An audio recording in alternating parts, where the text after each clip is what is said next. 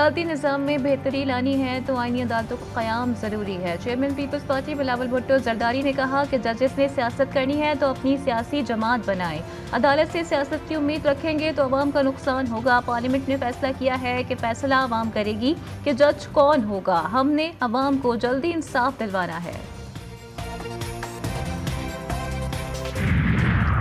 Supreme court کے فیصلے کے بعد پارلیمنٹ الیکشن ایکٹ میں ترمیم کر چکی ہے۔ سپریم کورٹ کا 12 جولائی کا فیصلہ قابل عمل نہ رہا۔ اسپیکر قومی اسمبلی نے مخصوص نشستوں سے متعلق الیکشن کمیشن کو خط لکھا جن اراکین قومی اسمبلی نے پارٹی وابستگی کا سرٹیفکیٹ جمع کروا دیا تبدیل نہیں ہو سکتا۔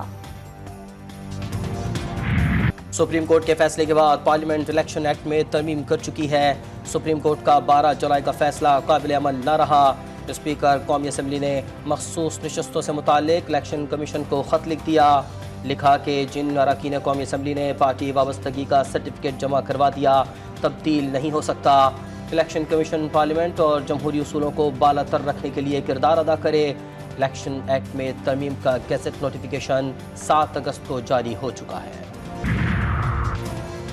مخصوص نشستوں سے متعلق سپریم کورٹ کی وضاحت پر الیکشن کمیشن کا اجلاس بے نتیجہ ختم۔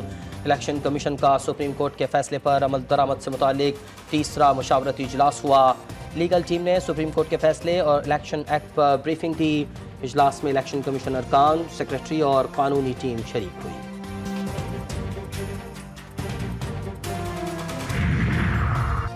نون لیگ کی مخصوص نشستوں سے متعلق الیکشن کمیشن میں درخواست، کہا جس سیاسی جماعت نے مخصوص سیٹوں کی فہرست نہیں دی وہ مخصوص سیٹوں کی اہل نہیں۔ جن امیدواروں نے انتخابات میں پارٹی وابستگی سرٹیفکیٹ جمع نہیں کرایا انہیں ڈکلیئر کیا جائے، اور جن آزاد ارکان نے کسی سیاسی جماعت میں شمولیت اختیار کی وہ دوبارہ پارٹی تبدیل نہیں کر سکتے۔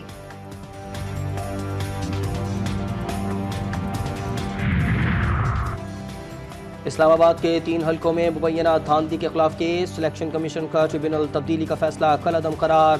اسلام آباد ہائی کورٹ نے الیکشن کمیشن کو معاملہ واپس بھیج دیا۔ الیکشن کمیشن کو دوبارہ فیصلے کی ہدایت۔ وزیر اعظم شہباز شریف سے روسی نائب وزیر اعظم کی ملاقات، پاکستان کا روس کے ساتھ تعلقات کو مزید مستحکم کرنے کے عزم کا اعادہ۔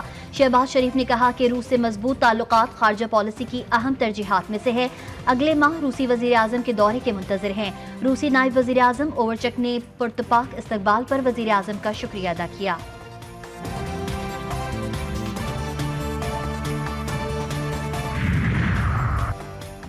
پاکستان اور روس کا باہمی ترقی اور توانائی میں مل کر آگے بڑھنے کا عزم، دونوں ممالک کے وفود کے درمیان توانائی کے شعبے میں تعاون پر مذاکرات، باہمی دلچسپی کے 2 طرفہ امور پر تبادلہ خیال۔ ڈاکٹر مصدق ملک نے کہا کہ شعبہ توانائی میں روس اور پاکستان کی شراکت داری اہم ہے۔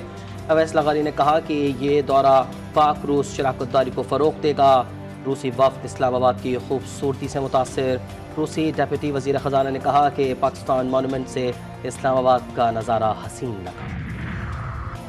امریکی صدر جو بائیڈن نے پاک امریکہ تعلقات کو علاقائی استحکام اور سلامتی کے لیے اہم قرار دے دیا۔ جو بائیڈن نے کہا ہے کہ چیلنجز سے نمٹنے کے لیے امریکہ پاکستان کے ساتھ ہے۔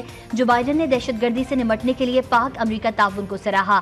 واشنگٹن میں نئے پاکستانی سفیر رضوان سعید شیخ نے صدر بائیڈن کو اپنی سفارتی اسناد پیش کی۔ پاکستانی سفیر رضوان سعید شیخ نے کہا کہ پاک امریکہ اقتصادی شراکت داری ہماری ترجیح ہے۔ ڈبے کھلنے کے بعد فارم 45 یا 47 کی کوئی اہمیت نہیں۔ پی وی 14 میں دوبارہ گنتی اور ریٹرننگ آفیسرز کی جانبداری کے خلاف درخواست مسترد۔ سپریم کورٹ نے نون لیگ کے محمود خان کی کامیابی برقرار رکھی۔ چیف جسٹس قاضی فائز عیسیٰ نے کہا کہ انتخابات میں سب سے اہم شواہد ووٹ ہوتے ہیں، کیس کا فیصلہ ریکارڈ پر ہوتا ہے، یہ کوئی میاں بیوی کا مقدمہ نہیں جو سچے جھوٹے کا فیصلہ کریں گے۔